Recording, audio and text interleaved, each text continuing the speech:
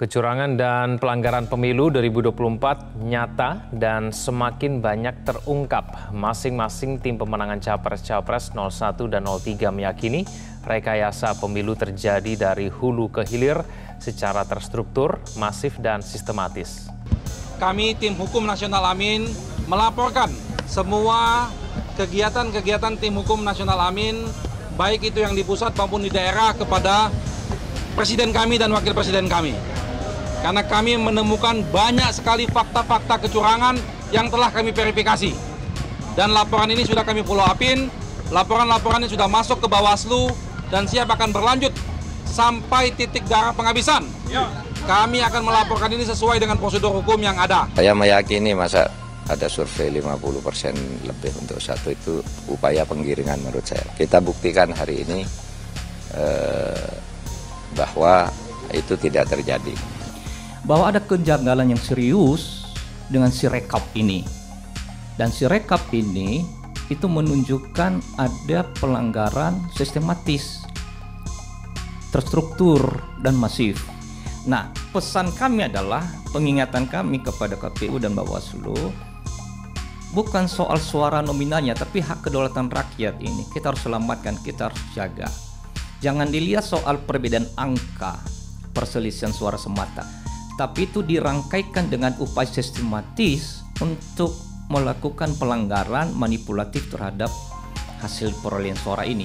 Ini pesan moral yang kami suarakan sesungguhnya. Pak Mahfud, Apalagi? Pak Jokowi kemarin ketemu dengan Pak Surya Paloh, ini gimana tanggapannya? Nggak tahu saya. Masa minta tanggapan ke saya? Minta tanggapan ke Pak Surya Paloh dong. Tidak mungkin bagian dari sistem algoritma IT yang ada di KPU bagian dari kecurangan itu. Karena mestinya KPU sudah rancang dilarang 300 suara masuk, tapi tidak dilakukan. Makanya dari awal kami sudah menyatakan bahwa paket curang ini sudah dari hulu sampai hilir kalau pakai istilah Gibran gitu ya. Jadi tidak mungkin lagi dijelaskan satu persatu. Perdebatan kita itu lucu, perdebatan kita di hasil. Padahal kecurangan itu bisa saja di luar hasil yang mempengaruhi angka-angka itu. Bagaimana Bang Ari mau bisa membuktikan angka itu benar kalau kecurangannya terjadi sebelumnya? Ada money politik, ada tekanan dari aparat, keterlibatan penyelenggara, kepala desa, PJ gubernur, dan lain-lain. Pasti angka yang terlihat itu bisa saja normal, tetapi kejahatan pemilunya berlangsung dari awal. Janganlah teriak-teriak curang. Ada bukti langsung bawa ke Bawaslu, ada bukti bawa ke MK. Ya.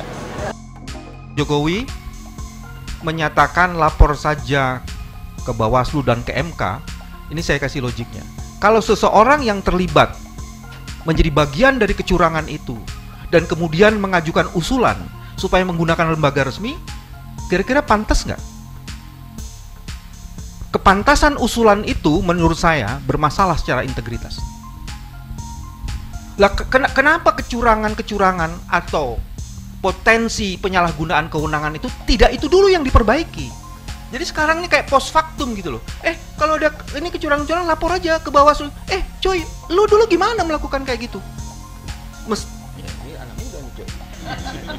Jadi bagi saya ini pertanyaan ini ngeledek gitu loh. Tidak pantas itu dilakukan dengan bertanya seperti itu. Mohon maaf, ini bukan Timnas Anwin, ini Bambang Wijoyanto. Supaya aman, Pak Gubernur Jaya aman. Enggak, itu logiknya di situ sih sebenarnya. Nah, sekarang yang kedua. Teman-teman coba lihat. KPU mengakui kesalahan, fine. Apa kemudian respon terhadap kesalahan itu? Minta maaf, bagus. Tapi dalam sisi hukum nggak bisa cuma minta maaf. Usulan yang diajukan oleh Bang PJ itu menjadi relevan. Salah satu bentuk permintaan maaf itu adalah memberi akses untuk tiap-tiap calon melakukan audit. Itu baru. Kalau sekarang nggak ada gunanya kau minta maaf itu. Tentang keterlibatan dari pejabat negara yang menurut Undang-Undang Pemilu itu bertentangan.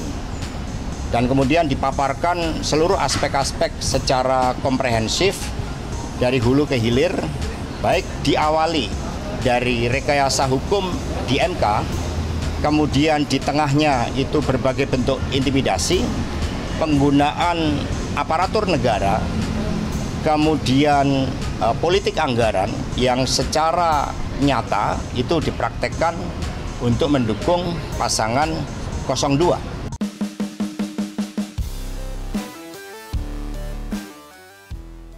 Presiden Joko Widodo atau Jokowi mengaku tidak begitu mempermasalahkan rencana hak angket kecurangan pemilu 2024 yang bergulir belakangan ini. Yaitu hak demokrasi, enggak apa-apakan, kata Jokowi ditemui usai peringatan Hari Pers Nasional di Ancol, Jakarta Utara, pada Selasa, tanggal 20 Januari tahun 2024. Jokowi tidak menjawab lebih lanjut saat ditanya bagaimana jika hak angket ini dapat memengaruhi pasangan calon yang dianggap curang. Sebelumnya, calon presiden nomor urut 3 Ganjar Pranowo mengusulkan partai pendukungnya di DPR untuk menggulirkan hak angket. Ganjar menyebut dugaan kecurangan pada pemilihan presiden atau Pilpres 2024 mesti disikapi. Jika DPR tak siap dengan hak angket, saya mendorong penggunaan hak interpelasi atau rapat kerja, kata Ganjar di rumahnya di Jalan Patra Raya, Jakarta Selatan, pada Jumat, tanggal 16 Februari tahun 2024. Bekas Gubernur Jawa Tengah itu menyampaikan usulannya ketika rapat tim pemenangan nasional Ganjar Mahfud di Gedung HN, Jakarta Pusat, pada Kamis kemarin, tanggal 15 Februari tahun 2024. Ketika itu, Ganjar juga menunjukkan ribuan pesan yang masuk ke telepon selulernya berupa foto, dokumen, atau video atas berbagai dugaan kecurangan yang terjadi. Sementara itu, calon presiden nomor urut 1 Anies Baswedan, mengatakan 3 partai pengusungnya dari Koalisi Perubahan siap menggunakan hak angket di DPR untuk mengusut dugaan kecurangan pemilu 2024. 3 partai tersebut adalah Nasdem, PKB, dan PKS. Hal itu menanggapi usul yang disampaikan calon presiden dari PDIP, Ganjar Pranowo, untuk menggunakan hak angket di DPR. Menurut Anies, inisiatif yang diusulkan Ganjar demi mengusut kecurangan pemilu merupakan hal baik. Anies pun yakin koalisinya bakal mendukung PDIP sebagai fraksi terbesar di DPR untuk menelusuri dugaan kecurangan melalui jalur legislatif. Anies berujar proses hak angket di DPR bisa dilakukan dengan adanya inisiatif tersebut. Dia menyatakan pihak Koalisi Perubahan memiliki bukti-bukti yang siap disampaikan untuk mendukung proses itu.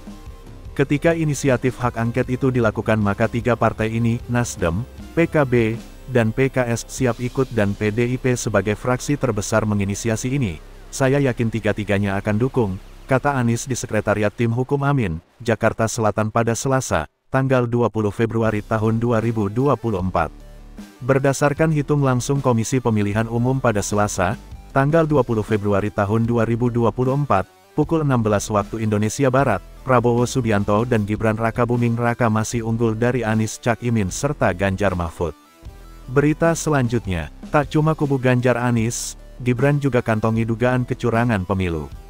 Cawapres nomor urut 2, Gibran Rakabuming Raka, tidak masalah kubu paslon nomor urut 1 dan nomor urut 3 bersatu untuk membuktikan kecurangan pemilu 2024. Gibran mengaku juga punya beberapa bukti dugaan kecurangan. Ya monggo, silakan bergabung, katanya setelah meninjau progres pembangunan Museum Sains dan Teknologi. Dilansir Detik Jateng, Selasa, tanggal 20 Februari tahun 2024. Gibran pun mengatakan pihaknya juga mengantongi dugaan kecurangan pada Pilpres 2024. Hanya, ia enggan menyebut dugaan kecurangan itu dilakukan paslon 01 atau 03. Kita juga ada mengantongi beberapa. Kecurangan nomor berapa, wis nanti saja dibahas. Intinya sekarang itu kita fokus dengan pekerjaan-pekerjaan sebagai wali kota dulu, ujarnya. Namun Gibran enggan melaporkan kecurangan tersebut. Dia mengaku santai. Halah, santai saja, itu urusan nanti. Sekarang kita fokus urusan pekerjaan yang ada sekarang ya, tutur dia. Berbeda dengan calon presiden Capres nomor urut 1 Anies Baswedan mengklaim bahwa kecurangan terbesar yang terjadi dalam penyelenggaraan pemilu 2024 terjadi sebelum proses pemungutan suara. Hal tersebut disampaikannya usai berkumpul dengan tim hukum nasional Anies Muhaimin THN Amin, dalam persamuan yang membahas terkait dugaan kecurangan yang terjadi pada penyelenggaraan pemilu 2024. Kami ingin sampaikan kepada semua, dari temuan sementara, kami menemukan problem yang terbesar bukan di TPS tempat pemungutan suara. Tetapi, Problem terbesar yang ditemukan adalah kegiatan-kegiatan pra-TPS, katanya di Posko THN Amin, Jakarta Selatan, Selasa, tanggal 20 Februari tahun 2024. Pasangan Cawapres Muhaimin Iskandar ini menjelaskan, kegiatan tersebut membuat proses pemilu yang berjalan di TPS menjadi terpengaruh, sehingga tidak mencerminkan aspirasi rakyat yang semula ada. Menurut Anies, ini adalah temuan yang paling mendasar yang ditemukan oleh pihaknya. Tim hukum Amin akan membeberkan detail temuan tersebut pada waktu yang akan datang. Nah, pra-TPS ini banyak aktivitasnya, nanti detail akan ada. Ini yang sangat mengkhawatirkan, jadi kualitas dari hasil pemilu yang sesungguhnya harus mencerminkan aspirasi rakyat. Di dalam temuan kami sebagian bukan aspirasi rakyat, sebagian adalah aspirasi yang dipaksakan kepada rakyat, lanjut mantan Gubernur DKI Jakarta ini. Itu sebabnya, dia mengajak seluruh rakyat Indonesia agar terus mengawal kecurangan pemilu, terlepas dari pilihan yang dijatuhkan pada Pilpres 2024. Anies menilai bahwa permasalahan ini menjadi penting karena potensi ketidakjujuran juga dapat menular pada bidang lain. Apapun pilihannya, mau paslon 1, 2, 3, harus sama-sama kita pilih yang jujur. Dan keberhasilan karena kejujuran akan menghasilkan kekuatan moral yang kuat. Tapi, kalau keberhasilan tidak ditopang kejujuran, apalagi ditopang pelanggaran, dia akan menghasilkan cacat moral yang berdampak besar, pungkasnya. Sebelumnya, Ketua THN Amin Ari Yusuf Amir mengatakan bahwa pihaknya telah memverifikasi bukti-bukti kecurangan tersebut dan melaporkannya ke Badan Pengawas Pemilu, Bawaslu RI.